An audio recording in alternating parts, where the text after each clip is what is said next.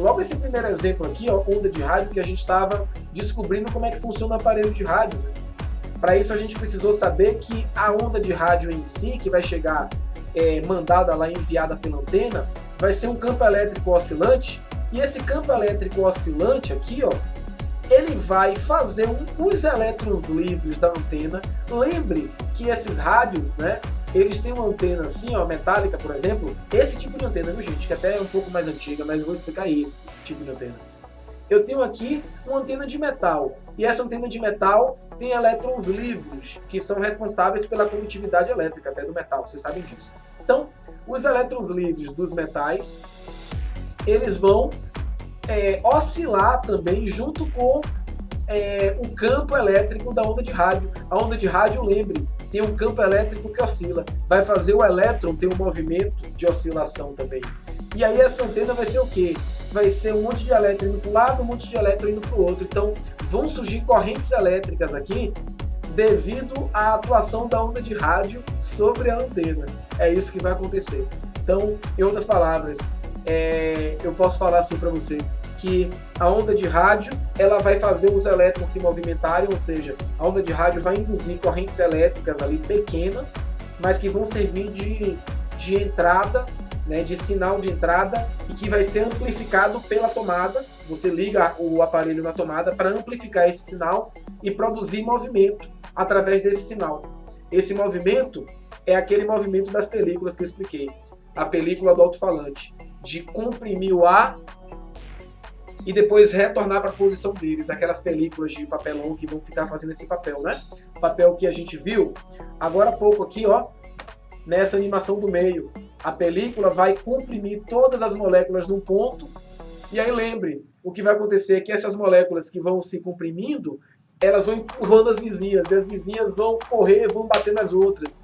E esse movimento vai sendo passado molécula a molécula. É por isso que a gente vai ter, olhando para cá, para essa animação do meio agora, de uma forma mais madura, é por isso que a gente vai ter essa onda se propagando. O som se propaga dessa maneira. Por isso que vocês daí conseguem escutar o que eu falo de cá, né? O som vai se propagar no espaço. É claro que vocês não estão ouvindo o som daqui diretamente, né? De maneira analógica. Vocês não estão ouvindo daqui, daqui através da atmosfera, né? Aqui é um sinal que o meu microfone vai captar, vai mandar, tem um processo inteiro.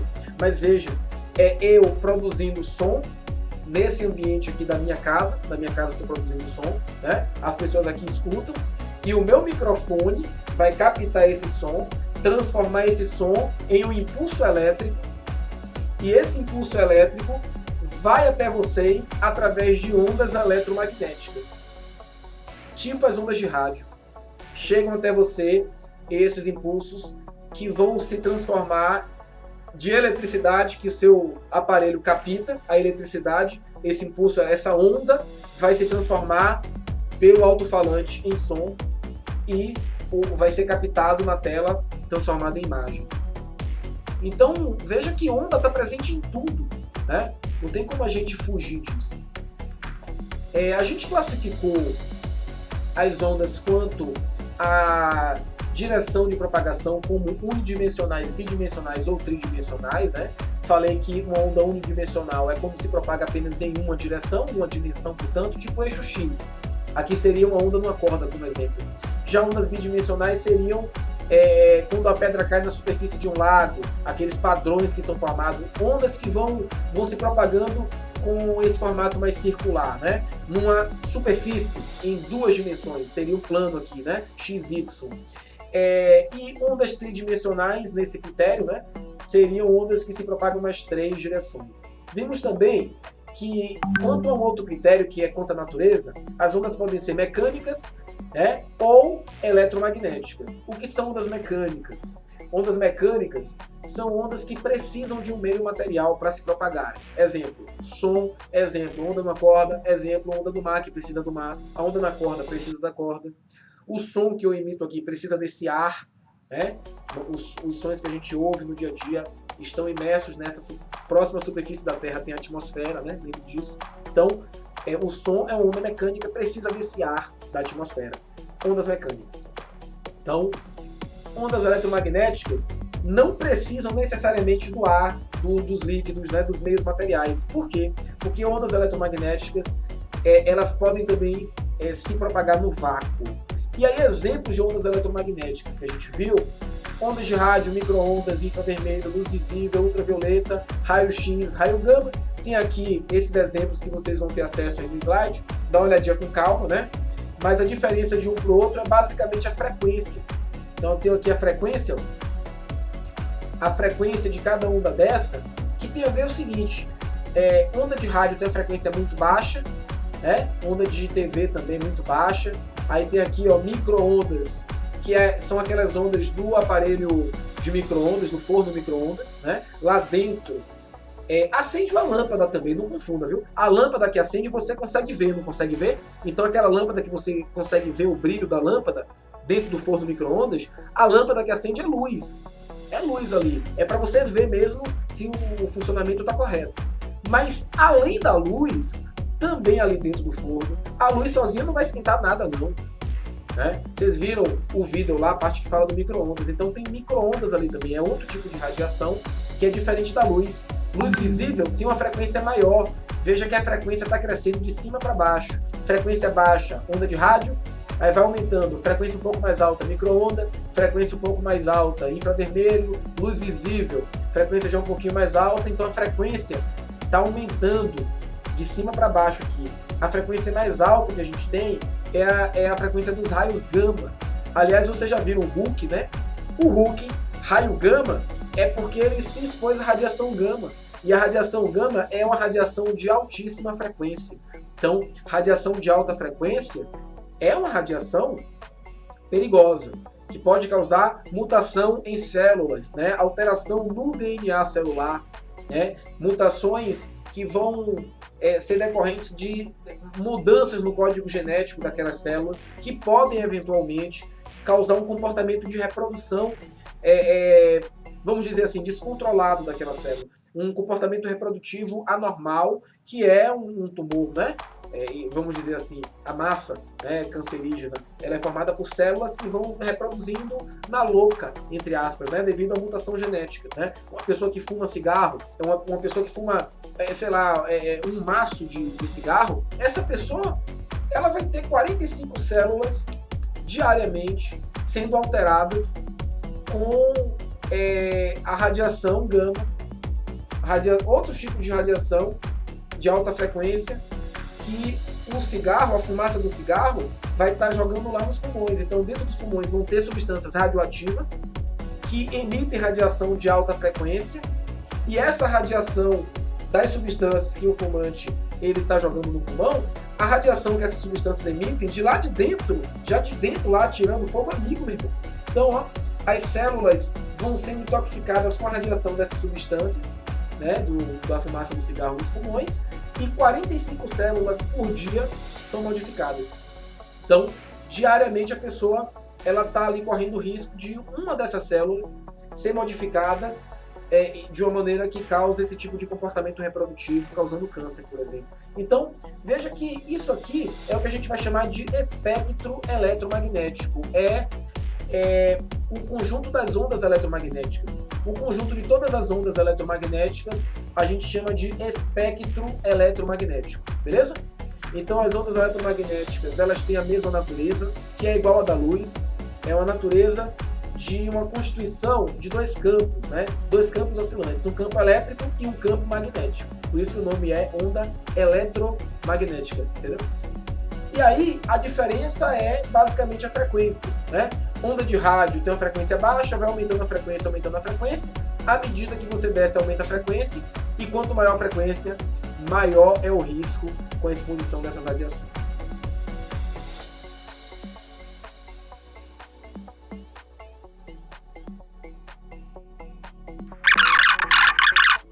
Eu vou botar agora aqui para vocês esse vídeo, beleza, gente? Que é aquele trecho do vídeo que vai falar sobre o último tipo de classificação, tá? As partículas da corda vibram em uma direção transversal, perpendicular, à direção da propagação da onda. Por essa razão, esse tipo de onda é chamado de onda transversal. o mesmo tipo de onda surge nas cordas do violão. E se as partículas do meio vibrarem na mesma direção de propagação da onda? Neste caso, ela será chamada de onda longitudinal. Quer um exemplo? Junte várias molas, comprima e solte uma delas. Tanto o movimento das molas quanto da perturbação ocorrerão na mesma direção, exatamente como uma onda longitudinal deve ser. Olha só para esse exemplo. Eu quero mostrar a vocês que a onda longitudinal, ela simplesmente vai ser uma onda na qual as partículas do meio vão vibrar na mesma direção, idêntica, na mesma direção da propagação da onda. Por exemplo aqui, se você olhar para esse caso, você vai perceber que a propagação dessa onda se dá da esquerda para a direita, né, na direção horizontal, e a vibração das moléculas do meio, que no caso aí é o sistema massa-mola, né, as bolinhas amarelas e a mola, o sistema vai vibrar também na horizontal, né? Então a vibração ocorre na horizontal e a propagação da onda também é horizontal, é da esquerda para a direita. Então isso que vai fazer a onda ser longitudinal. Aí eu vou voltar aqui para o slide e vou mostrar para vocês que isso vai estar bem evidente aqui, né? Quando a gente tem essa classificação agora. A gente vai classificar a onda como longitudinal ou transversal também aqui. O que é uma onda longitudinal? É quando a vibração do meio ocorre na mesma direção que a propagação. Então veja, como a vibração se dá na direção horizontal e a propagação da onda também se dá na horizontal, então eu digo que essa onda é uma onda longitudinal, certinho? Como no vídeo traz. Qual é a diferença?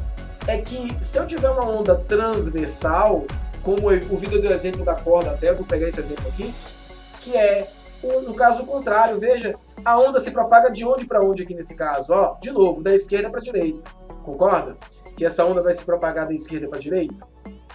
A direção de propagação é horizontal de novo. Beleza. A direção de propagação é horizontal, mas cada ponto da corda não vai vibrar na horizontal. Esse é o problema. Isso não é uma onda longitudinal, porque a vibração não ocorre também na horizontal.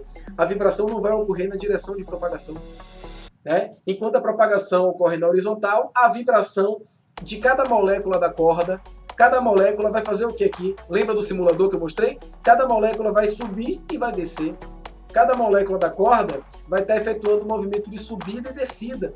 Enquanto a onda se propaga na horizontal, a vibração vai ocorrer na vertical, formando 90 graus. Então, quando a vibração é perpendicular à direção de propagação da onda, como é esse caso de uma onda numa corda, por exemplo, eu tenho uma onda chamada de onda transversal, né? E essa é a diferença para as ondas longitudinais que a gente acabou de ver também. Só que tem um caso bem curioso, que é o caso da onda do mar. Olha o que acontece com a onda do mar. Se você, aqui eu vou até, é difícil de falar de onda do mar para pessoas que talvez, vocês talvez nunca tenham visto, né, o mar, né? Tem pessoas que podem não ter visto o mar ainda, né? Podem nunca ter entrado no mar. Eu nasci em Salvador, né? Passei minha vida quase que inteira aqui em Salvador. É muito comum eu ir à praia e tal. Eu surfava também, surfava mal, horrível. Mas qualquer pessoa que já foi tomou um banho de mar, no mar agitado, essa pessoa, ela certamente percebeu que quando a onda está se aproximando dela, ela é sugada. Primeiro, é sugada pela onda, é como se a onda puxasse, venha, depois a onda te joga para cima e te empurra de volta para onde você estava. Só para ilustrar o que eu estou falando, eu vou vir aqui para o simulador, né? Perdão, para essa animação do slide. Vou mostrar a vocês aqui, ó. Olha para esse ponto azul na tela, esse ponto azul aqui do mouse. Olha o movimento desse ponto azul. A onda, ela se propaga claramente aqui, ó. Essas ondas estão se propagando da esquerda para a direita, não é? Elas se propagam da esquerda para a direita. Beleza.